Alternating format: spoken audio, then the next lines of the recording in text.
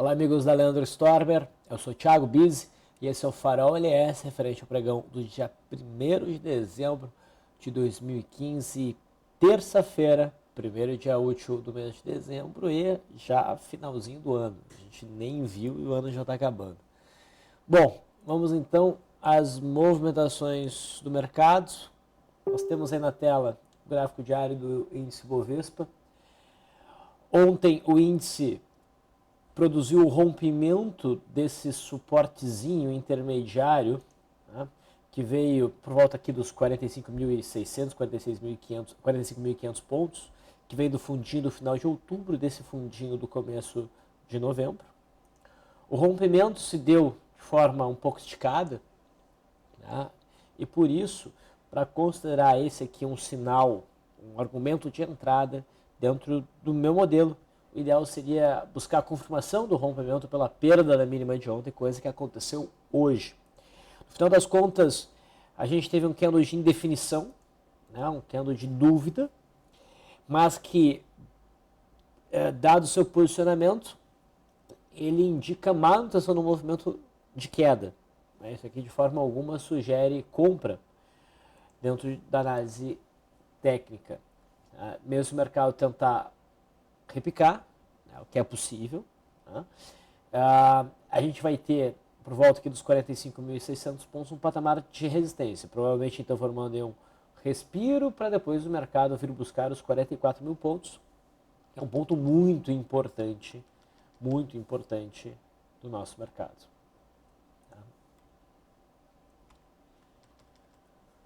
No intraday, o mercado, olhando aqui o mini índice, né, ele já havia sinalizado uma direção mais baixista, porque o patamar crítico de suporte, por volta dos 45.800 pontos, já foi rompido ontem, testado como resistência e respeitado como resistência. A gente teve uma abertura em leve gap de alta, houve uma tentativa de rompimento de primeiro movimento que, não, discricionariamente avaliando, não era uma boa.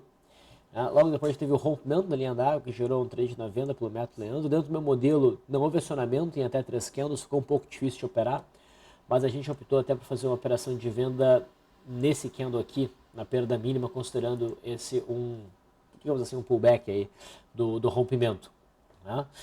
E o mercado fluiu favoravelmente, veio caindo, mas num ritmo lento e que acabou nos estopando pela média móvel de 9. Com ganho, mas nos estopou. Então a gente não conseguiu produzir um grande movimento. O alvo, na verdade, como existia a chance do mercado realmente acelerar para baixo, a gente trabalhou com RP mais ajuste stop, não RT, né, a realização total. A RP se deu mais ou menos aqui, depois a gente foi estopado pela média móvel de 9 aqui. Fizemos retomada da venda aqui e fomos estopados aqui. Então o mercado não ganhou amplitude de movimento, o que espero eu provavelmente vai acontecer amanhã, caso o mercado amanhã consiga romper a mínima de hoje novamente. Tá? Ou seja, novamente romper a mínima prévia, né? É isso que eu me refiro.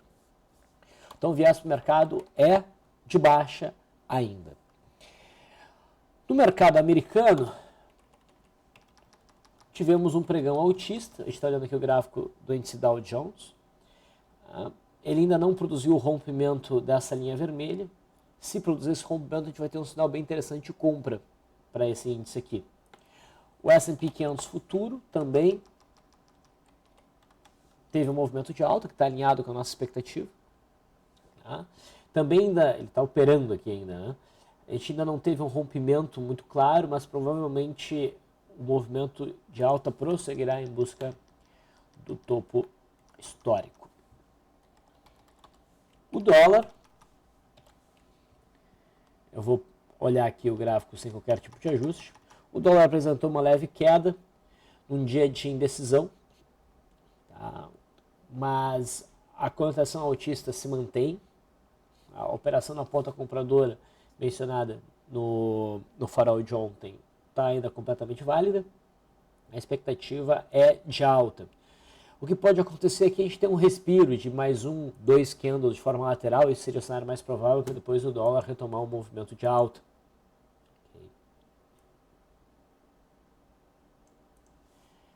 Uma vez conseguido o dólar conseguindo romper a máxima aqui nesse primeiro dia, provavelmente ele desenvolve um movimento mais limpo em busca do topo de setembro.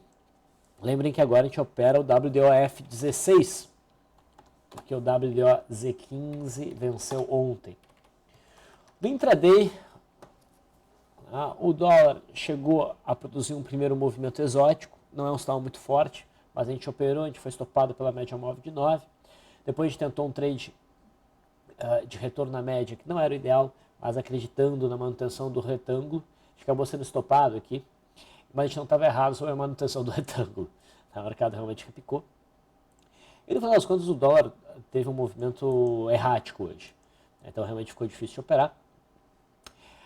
Mas a expectativa é que o dólar se mantenha acima do suporte que está se estabelecendo aqui por volta dos 3.868, talvez ainda um pouco mais de tempo abaixo dos 3.955, mas o desfecho mais provável para o dólar me parece ainda ser rompendo essa zona aqui de resistência. Esse rompimento vai ser um sinal importante de alta para o curto a médio prazo do dólar pelo gráfico diário.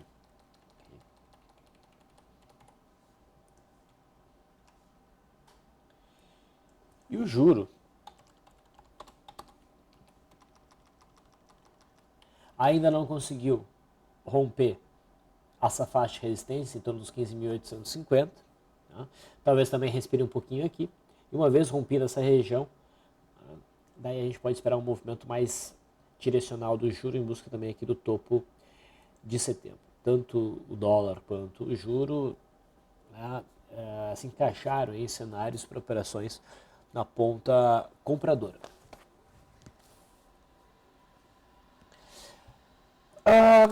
Indo para as ações, a Vale caiu um pouco mais. Inclusive no intraday gerou um rompimento operável. O trade não conseguiu alcançar grande lucro, mas foi lucrativo. A Vale 3 faz um novo candle de... ontem foi mais um candle com uma cotação de reversão, mas um candle fraco. Hoje é um candle de dúvida com cotação até mais baixista. Isso aqui vai pesando a Vale e é possível que ela, inclusive, continue em queda. A BRAP é que conseguiu mostrar um pouquinho mais de força hoje, se descolou um pouco da Vale. A gente não chegou até a superação da máxima de ontem, mas a gente teve a formação aqui de uma estrelinha. Tá? Não é o melhor sinal para um trade de retorno à média, mas já é um sinal razoável. Vale a pena acompanhar o papel do intraday. Hoje a gente havia mencionado que se BRAP4 rompesse a congestão, a consolidação que desenha ao longo do dia, a gente poderia até operar na ponta compradora. O rompimento até aconteceu no candle das 16h15, já um pouco no final, sem ter rompido essa sombra. Então, se o sujeito operou que o ideal era operar pela superação dessa máxima, e acabou sendo estopado com alguns centavinhos de prejuízo no leilão de fechamento. Isso aqui pode ser considerado um opening power breakout se a máxima de hoje for superada logo na abertura de amanhã? Pode. Trabalhando com stop idealmente abaixo do 5,26. Petrobras faz um leve recuo hoje, o gráfico está bem bagunçado, nada a ser feito. O setor de siderurgia, Gerdau, perdeu força. No intraday vai desenhando um retângulo, o rompimento da faixa aqui dos 5,90 e para baixo pode levar a um movimento de queda, talvez aproveitável até no intraday, a gente tem que ficar atento a essa possibilidade. Tá? A Gual chegou a acionar hoje aquele cenário de fundo reflexo, mas não se comportou bem. É possível que ocorra o stop dessa operação. Esse stop seria acionado se o papel batesse em 81. CSNA continuou o movimento de queda, vindo testar essa zona de topos anteriores, só que isso aqui não se configura bem como um processo de pullback. Vocês percebem que o mercado vem acelerando o movimento de queda enquanto ele deveria estar desacelerando. Então aquele cenário de correção até esse patamar, sinal de reversão para a gente buscar uma entrada, não está ocorrendo e nem aparece no horizonte. Para a gente ter um cenário de de alta na CSNA, a partir do cenário atual, a gente tem que ter primeiro um candle de força compradora bem significativo para neutralizar esse cenário de mercado acelerando para baixo. Isso é um pouco difícil de a gente ver. Tá? É bem possível que a CSNA continue um movimento de queda em busca aqui dos 4,80. Os Minas prosseguiu no movimento de queda, mais 7,7% de queda hoje, e avança em terreno praticamente desconhecido. O setor bancário, Bradesco, se mantém ali em cima dos R$21, mas não está demonstrando força para repicar. Se houver o rompimento dos R$21, ou seja, o fechamento abaixo dos 20,75 provavelmente, Itaú pode dar uma acelerada para baixo para então buscar o fundo de 2008 num gráfico sem ajustes. E provavelmente daria uma boa venda. Itaú já está claramente mais forte, vai desenhando um suporte intermediário em torno dos 27,37, 27,35. A média de 20 períodos ainda aponta para cima, mas não tem um cenário aqui tranquilo para posicionamento para compra de correção. O cenário está um pouco difícil. Se o papel desandar e der um mergulho para baixo, romper o suporte intermediário, o mais provável seria uma queda até o suporte dos 25. Banco do Brasil chegou a perder a mínima de ontem, não afundou, forma um candle de dúvida que favorece a manutenção do movimento de queda. A mínima de hoje sendo perdida amanhã provavelmente detonou um movimento de queda em busca dessa faixa aqui dos 15,40. Okay? Então a gente percebe no intraday, Banco do Brasil segurando nesse suporte gap, passou consolidando de forma lateral o dia inteiro, as bandas estão estreitas, e o rompimento amanhã dessa zona seria interessante para uma venda. Outros papéis que a gente pode mencionar. Marfrig. A gente discutiu a venda de Marfrig ontem, tecnicamente estava bem bonita, mas eu mencionei que Marfrig é um papel que historicamente tem o péssimo hábito de oferecer rompimentos bem bonitos e fazer movimentos violentamente opostos logo em seguida. Tá? Rapidamente nesse gráfico eu posso mostrar alguns desses cenários. Esse rompimento era bonito e o stop foi absurdo, foi um monster gap. O rompimento aqui foi bonito, o movimento contrário foi imediato. Esse rompimento aqui foi bem bonito e o movimento contrário foi absurdo. Então um papel bem arisco, por isso que a gente não deu uma nota tão boa. Mas dessa vez, justamente dessa vez, o papel conseguiu fluir bem, chegou a cair 20%, mais do que 20% da média da volatilidade, deixa eu ter certeza disso que eu estou falando, exato, os 20% da média da volatilidade, a volatilidade de 10% seria 13,16, o papel caiu mais de 6,30, 6,77. Mas, olha só, já reverteu. Aí se o cara não ficou esperto, pode ter se exposto ao risco e agora fica numa situação meio ingrata, se não realizou parcial, se não fechou a operação. Ciente desse comportamento cretino da Marfrig, a gente ficou atento a ela no intraday. E observem aqui no gráfico de 15 minutos o que ela nos oferece neste candle aqui. É uma barra elefante. Depois de um movimento de queda, já depois de passado o horário onde a gente não deve operar contra a média móvel de uns períodos para um cenário de retorno à média. Então aqui a gente buscou uma operação, aí a gente conseguiu buscar o alvo no leilão de fechamento. Na verdade, faltou 1 centavo. Tá? Mas a gente conseguiu fazer um bom day trade aqui. Então hoje foi um dia interessante para day trades, ganho no Marfrig, ganho no futuro e perda no dólar, mas o saldo aí novamente foi positivo. Nada absurdo, mas estamos legal. Estamos evoluindo bem. JBS, junto aí com o Marfrig, está caindo, só que ela não se recuperou. Isso aqui pode se enquadrar no trade de guerrilha para amanhã, então nos interessa olhar o papel no intraday, mas eu esperaria um pouco mais de queda. Eu gostaria de ver o papel batendo em algum suporte conhecido, como R$11. Está próximo desse patamar, tem R$11 e me animaria a uma operação de retorno à média. ABCB4, há pouco a gente fez uma operação de compra nesse papel, um swing trade curto, o papel devolveu tudo depois que a gente saiu, e agora até abre espaço para uma nova reentrada por correção. A gente teve uma entrada por rompimento, e agora uma entrada possível por correção em cima da cabeça do pivô. Mas é um trade que para mim não está tão... O sinal não me parece tão forte, mas vale a pena, eu tinha que mencionar. BRML3 é outro papel que oferece uma possível entrada para um trade de correção. A gente teve o rompimento dessa zona de resistência aqui dos 2,60. O papel agora retorna para esse patamar, testando a média móvel de 21 períodos e fazendo aí um piercing pattern. Também não me parece um sinal muito forte, mas merece um acompanhamento um pouco mais de perto no pregão de amanhã. BVMF, reparem que a gente tinha mencionado uma venda em BVMF na perda mínima do dia 27, essa venda foi executada ontem na volta intraday dos preços para cima, a gente teve uma abertura em gap de baixo, o mercado subiu, executou e depois fechou na mínima. Hoje a gente caiu um pouquinho mais, bateu nesses fundos em cima da média móvel de 200, o papel reagiu bem. Não teríamos alcançado a RP, tá? A RP seria de 3,9% e o papel caiu 3,35%.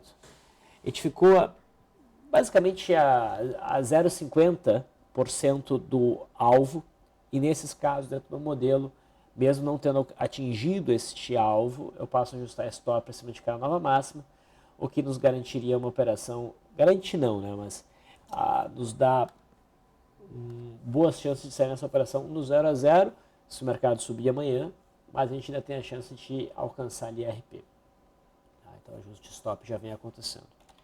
CESP foi uma venda comentada no dia 25, a ser confirmada, com o candle do dia 26 a gente poder operar a perda mínima, o mercado fez um movimento de queda, no dia 27 montou aqui a possibilidade de um trade de retorno à média que a gente não se animou tanto, né? Frustrou no dia 30 e com essa movimentação, um trade aqui teria alcançado o alvo por volatilidade. Hoje a gente tem um piercing pattern que pode levar a uma recuperação, trazendo os preços a testar os 14,60 de novo. Então, merece acompanhamento. Mas, no geral, o setor elétrico hoje apresentou boas quedas. CEMIG está rompendo o fundo de setembro. Tá? Já tem uma perna de certa amplitude nesse movimento de queda que dificulta operações de swing trade. Mas não sei, eu vejo boas possibilidades de CEMIG prosseguir nesse movimento de queda no pregão de amanhã, esticar um pouco mais. Não me parece que o papel está planejando um repique a curtíssimo prazo. Copel é outro papel que caiu forte, a gente está rompendo aqui um fundo primário entre 29,30 e 28,80, uma zona de suporte importante, pode dar continuidade ao movimento de queda. Também está um pouco esticado. O ideal para um posicionamento mais seguro de swing trade seria o surgimento de um processo de pullback. Light também dá uma boa afundada, rompe aqui os fundos de agosto e setembro, fica um pouco esticado também. O mais prudente seria esperar a formação de um processo de pullback. E se o papel esticar mais, a gente pode ter um enquadramento interessante para um trade de retorno à média. Falando em trade de retorno à média, enquadramento do setor elétrico, a TAI fica interessante, a gente bateu no fundo de setembro, segunda sombra inferior cumprida, hoje formando um martelo, a superação na massa permitiria uma operação na ponta compradora, indicando aí uma reaproximação dos preços em relação à média móvel de 21 períodos. DIR 3 deu uma boa balançada ontem, em cima de uma zona de suporte por volta dos 13,50. Hoje o que anda mais convidativo, a operação na ponta compradora, fechou na máxima, a superação na máxima permite compra, considerando que a gente estaria comprando suporte dentro do que parece uma congestão em retângulo, com resistência nos 4,21. A resistência não está tão bem definida quanto o suporte, mas até lá é gain, é ganho. Então, chama a atenção a DIR 3. Gol está ameaçando romper essa zona de suporte em 3,42, fechou hoje abaixo desse patamar. Eu diria que a perda mínima de hoje provavelmente detonaria um movimento de queda nesse papel. Então, merece atenção. Nós já vimos MRV3 chamou atenção hoje, bateu na zona, vem corrigindo, né, depois de ter batido na resistência de R$ 9,00, vem corrigindo e agora testa a antiga resistência rompida em 8,20, respeita esse patamar junto com a média móvel de 20 períodos, apresenta um bom volume, só que fica ruim para operações porque há essa sombra significativa e a gente fica muito próximo da resistência aqui dos 9, sendo que o stop, custo até o stop é, sei lá, umas 4 vezes maior do que o ganho até a resistência imediata, então não se encaixa bem num trade de correção.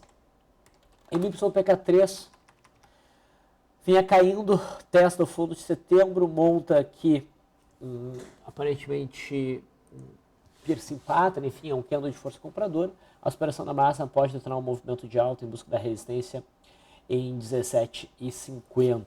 Então chama a atenção. RADL3, no entanto, me parece um cenário um pouco mais interessante. Eu venho mencionando que a RADL3, desde que começou essa congestão do final de julho, na verdade, do começo de julho, mas que ficou claro, mas a partir de agosto, provavelmente andaria de lado um bom tempo até conseguir se aproximar dessa LTA. Essa LTA está sendo testada hoje, junto com esses fundos anteriores, à formação de um candle de força compradora em cima desses fundos. É possível buscar compras aqui, tá? Com alvo no topo aqui dos 44,20.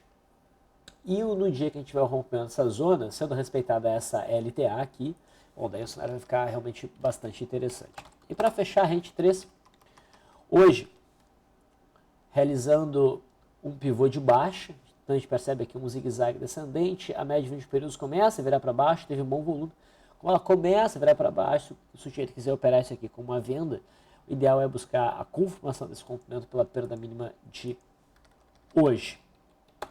Então, esses foram os papéis que mais chamaram a atenção do pregão de hoje. Agradeço a atenção de vocês. Até amanhã.